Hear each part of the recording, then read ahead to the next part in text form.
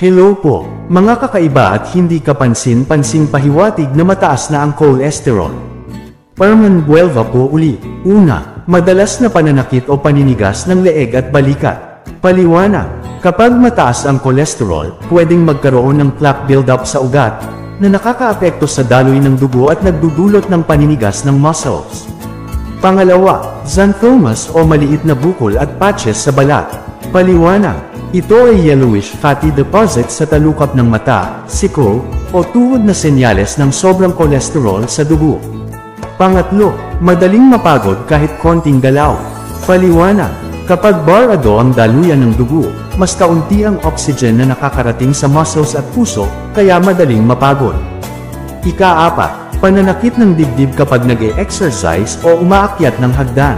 Paliwanag, posibleng senyales ng coronary artery disease na dulot ng mataas na kolesterol. Ika-5, pabago-bago ang kulay ng balat sa binti o paa. Paliwanag, mabagal ang sirkulasyon ng dugo dahil sa plaque buildup, kaya nagiging maputla o medyo bluish ang balat. Ingat po palagi. God bless po.